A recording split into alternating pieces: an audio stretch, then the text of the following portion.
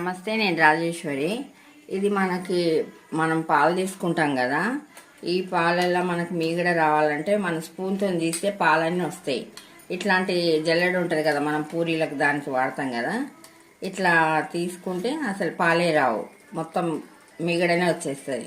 నేను దీంతో నెయ్యి చేస్తాను. నేను మీకు ఒక వీడియో చేసి చూపిస్తా, పాత వీడియోలలో ఉంది నాది.